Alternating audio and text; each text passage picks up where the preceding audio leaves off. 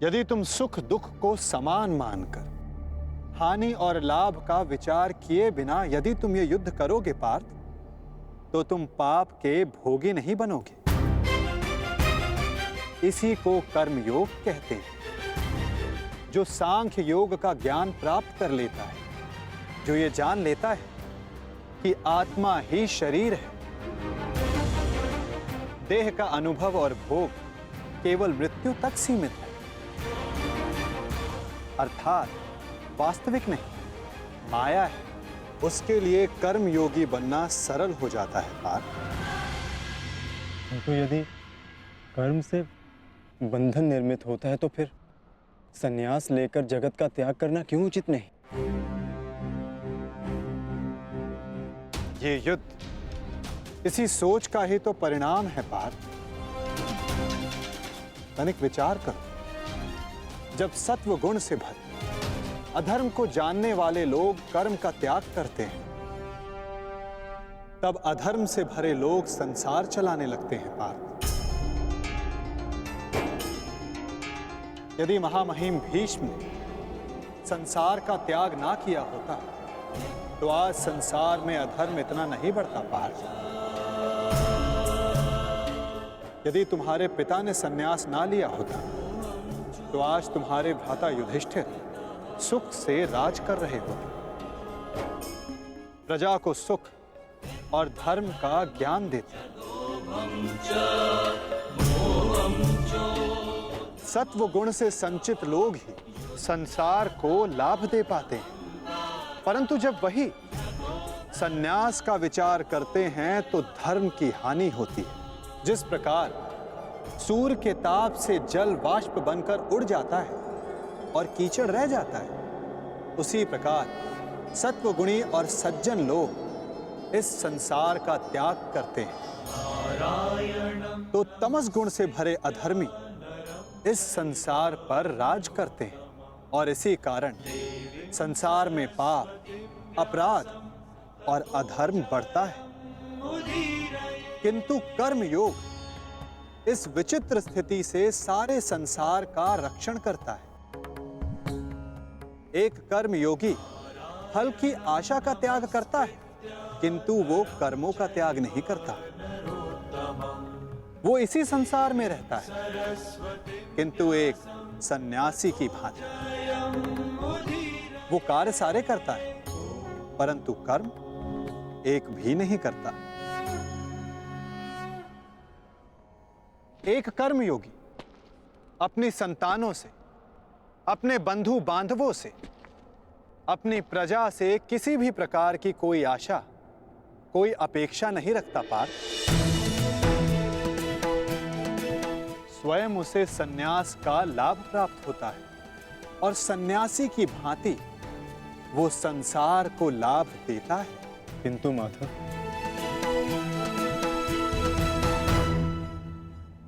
मनुष्य अपनी संतानों को सुखी रखने के लिए परिश्रम करता है, वो अपनी संतानों से अपेक्षा कैसे ना रखे माधव?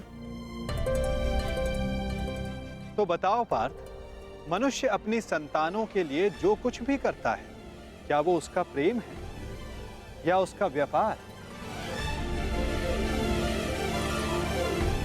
अवश्य ये प्रेम ही है माधव। तो फिर अपने कार्यों का प्रतिफल पाने की इच्छा क्यों पार्थ? भविष्य का लाभ तो व्यापार में देखा जाता है, प्रेम में नहीं। यदि मनुष्य अपनी संतानों का चरित्र निर्माण उचित रूप से करेगा, अपनी संतान को प्रेम और धर्म के संस्कार देगा, तो संतान भी मनुष्य को सम्मान और सुरक्षा अवश्य देगी पार्थ। संतानों का निर्णय, स्वजनों का व्यवहार उनके कर्म है। दूसरों के कर्मों पर यदि मनुष्य को कोई अधिकार नहीं, तो फिर व्यर्थ आशाएं और अपेक्षाएं रखने का क्या प्रयोजन पार्थ? यदि गहन विचार करोगे तो तुरंत ही जान पाओगे, जीवन में ऐसा कोई कार्य नहीं जिसके साथ आशा या अपेक्षा जोड़ना अनिवार्य हो। कर्म योग का मूल सिद्धांत यही है पार्थ। जो मनुष्य ये जान लेता है कि वो स्वयं कुछ नहीं करता, उसी के हाथों महत्वपूर्ण कार्य होता है। कर्मण्येवाधिकारस्ते मा फलेषु कदाचन मा कर्म फले हेतुर्भूर्म ते संगोस्त विकर्मणि। तुम्हें अधिकार केवल कर्म करने का है पार्थ, फल तो ईश्वर के हाथों में। इसलिए ना कर्म से भागना उचित है, ना कर्म से फल की इच्छा रखना उचित है। कार्य पूर्ण रूप से तभी संपन्न होता है जब उसके साथ फल की आशा ना जुड़ी हो। असफलता से दुखी होकर जिसका मन नहीं डोलता, वही मनुष्य सफलता का मनोरथ पूर्ण कर पाता है। वही बार बार सफलता भी प्राप्त करता है। कार्य सफल हो या निष्फल, यदि उस कार्य के साथ फल की आशा जुड़ी है तो मनुष्य को हानि ही होती है पार्थ। ध्यायतो विषयां पुंसः संगस्तेषुपजायते संगात संजायते कामा कामात् क्रोधोऽभिजायते क्रोधात् भवति सम्मोहः सम्मोहात् स्मृति विभ्रमः स्मृति ब्रह्मशात् बुद्धिनाशः बुद्धिनाशत प्रणश्यति। फल की आशा कामना है और कामना का स्वभाव है कि वो कभी भी पूर्ण रूप से संतुष्ट नहीं हो सकती। असंतोष कारण होता है क्रोध के जन्म, और इसी क्रोध से अहंकार और मोह जन्म लेता है। यदि सद्ज्ञान पाने की इच्छा ना हो तो सद्ज्ञान पाने की बुद्धि कहां से आएगी? और बुद्धि के जाने पर अनुचित प्रकार के कार्य होने लगते हैं। अनुचित कार्य करने वाला अपराधी होता है और अपराधी दंड का पात्र होता है, समाज में तिरस्कार का पात्र होता है। अपनी बुद्धि को स्थिर करो, स्वयं को आत्मा जानो, सारे मिथ्या बंधनों को तोड़ दो, फल की आशा का त्याग करके कर्म करते रहो। परंतु स्थिर प्रज्ञा होने का मार्ग क्या है माधव? सांख्य योग पार्थ। सांख्य योग के कारण मनुष्य सदैव परमात्मा का निरंतर स्मरण करता है। परमात्मा के निरंतर स्मरण से उसके हृदय में समर्पण का भाव जागृत होता है और उसे ही भक्ति कहते हैं पार्थ। भक्ति से मनुष्य को सत्य और असत्य का ज्ञान प्राप्त होता है और उस ज्ञान से मनुष्य को परमात्मा के दर्शन होते हैं। जो परमात्मा के दर्शन कर लेता है वो वास्तव में कर्मयोगी बनता है। वो जन्मों के फेरों से छूटकर, उससे मुक्त होकर मोक्ष को प्राप्त करता है। सभी आत्माओं का अंतिम लक्ष्य वही है और धर्म का अंतिम चरण भी वही है पार्थ।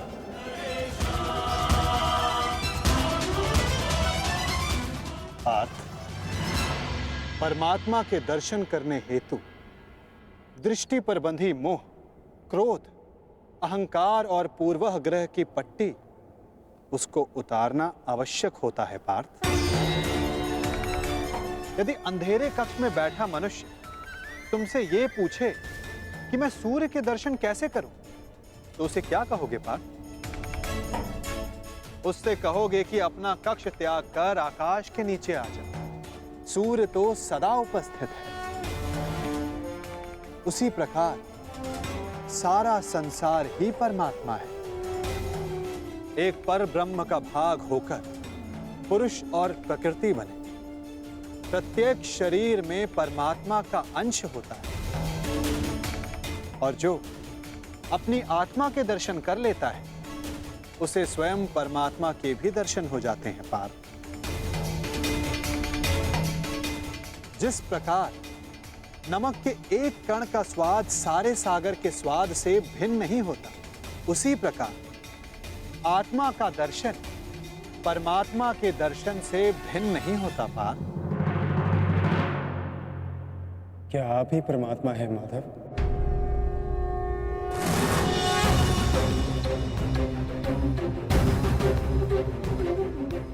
अवश्य, केवल मैं ही नहीं, तुम भी परमात्मा हो अर्जुन। केवल तुम जागरूक नहीं, मैंने वो जान लिया है कि मैं ही समस्त संसार, इस संसार का कण कण हूं। मैं ही सूर्य, चंद्र, ग्रह और नक्षत्र हूं। मैं ही सारे मनुष्य हूं। मैं ही दुर्योधन हूं और मैं ही अर्जुन, मैं ही अर्जुन, मैं ही अर्जुन। आपके प्रति समर्पण ही परमात्मा के प्रति समर्पण क्यों नहीं हो सकता माधव? अवश्य पार्थ, मेरे प्रति समर्पण ही परमात्मा के प्रति समर्पण है। सर्वधर्मान् परित्यज्य मामेकं शरणं व्रज, अहं त्वां सर्व पापेभ्यो मोक्षयिष्यामि मा शुचः। जगत के सारे धर्मों को त्याग कर तुम मेरी शरण स्वीकार करो पार्थ।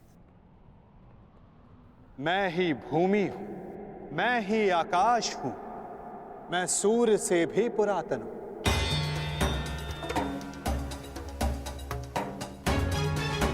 मैं किसी वृक्ष पर खिली कली से भी नया हूं।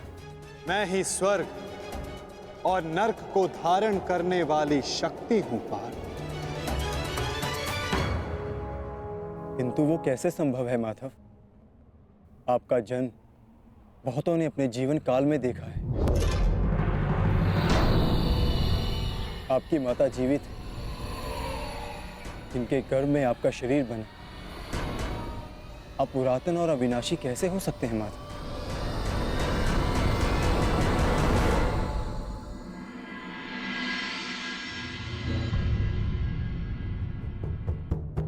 तुम शरीर को देख रहे हो पार्थ, और मैं आत्मा की बात कर रहा हूं। मेरे अनेक जन्म हुए, मैंने अनेक अवतार धारण किए, मेरे अनेक शरीर बने और मिट्टी में मिल गए। आगे भी मैं अनेक बार जन्म लूंगा पार्थ।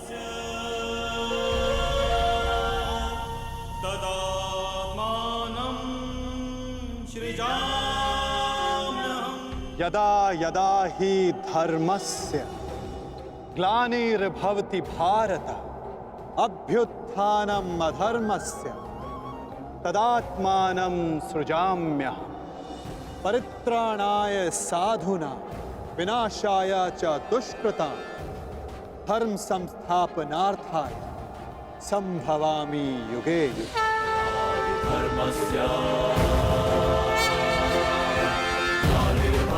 भारत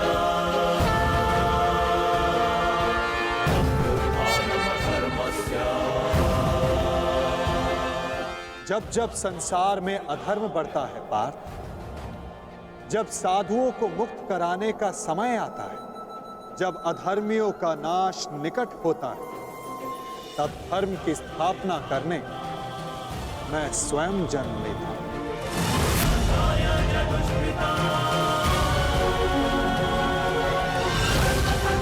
मैं ही मत्स्य अवतार भी था, मैं ही वामन था, परशुराम भी मैं ही, मैं रामचंद्र भी था, ब्रह्मा विष्णु महेश मैं, विद्या लक्ष्मी और काली मैं ना पुरुष ना स्त्री ना नपुंसक, मैं ना शरीर हूं ना शरीर का अंग हूं। मैं ही ज्ञान, मैं ही चैतन्य, मैं ही सृष्टि और मैं ही परब्रह्म।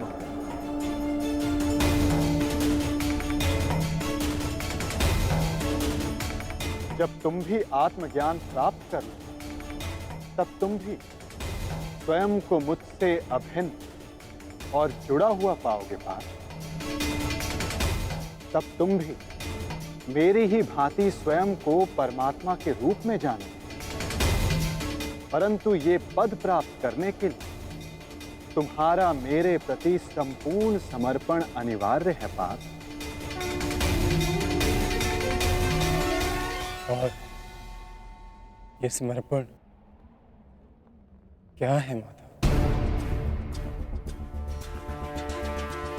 समर्पण वास्तव में मन की ऐसी स्थिति है पार्थ, जहां मनुष्य सारे संकल्प त्याग देता है।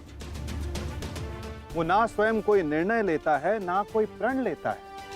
उसको जैसा आदेश मिलता है वो वैसा ही कार्य करता है। वास्तव में समर्पण का अर्थ होता है जब कोई अपने आप को किसी को अर्पण कर दे। जब मनुष्य अपनी बुद्धि, अपना मन, अपना अहंकार, सब कुछ किसी को अर्पण कर देता है तो यही समर्पण भक्ति कहलाता है। और मनुष्य इसी समर्पित भक्ति से ईश्वर को प्राप्त करता है पार्थ।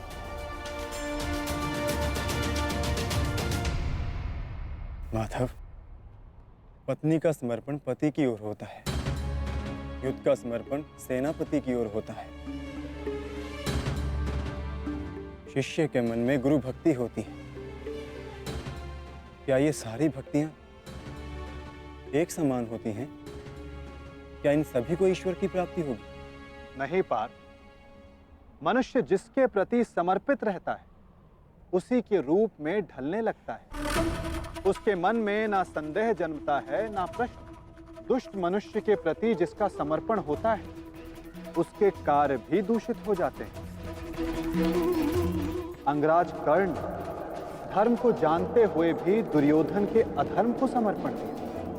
इस समर्पण से कर्ण को ईश्वर की नहीं, दंड की प्राप्ति हो।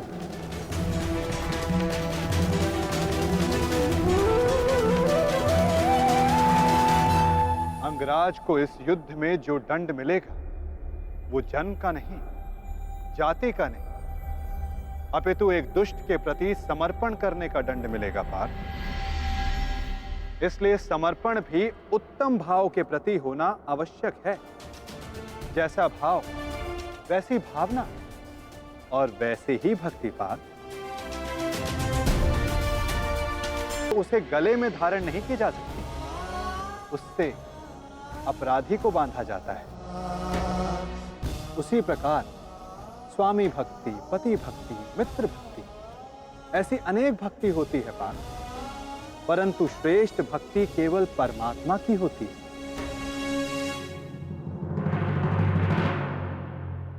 किंतु परमात्मा की भक्ति का सांख्य तथा कर्म योग से क्या संबंध है माधव? सांख्य योग से मनुष्य आत्मा को जानता है और कर्म योग से मनुष्य जीवन के संबंधों से मुक्त हो जाता है। भक्ति के कारण मनुष्य परमात्मा के वास्तविक रूप का ज्ञान पाता है और परमात्मा के ज्ञान से मनुष्य जीवन मरण के फेरों से मुक्त होकर सच्चिदानंद स्वरूप को प्राप्त करता है। जैसे जल की एक छोटी सी बूंद सागर में समाकर स्वयं सागर बन जाती, उसी प्रकार मनुष्य परमात्मा में समाकर परमात्मा बन जाता है। अर्थात इस शरीर का कोई महत्व नहीं माधव। शरीर का महत्व अवश्य है पार्थ, क्योंकि यही माध्यम है कर्म करने का। जिस प्रकार एक योद्धा के लिए शस्त्र आवश्यक, ठीक उसी प्रकार एक जीव को अपना लक्ष्य प्राप्त करने के लिए शरीर आवश्यक है। इस शरीर के माध्यम से परमात्मा का साक्षात्कार संभव है।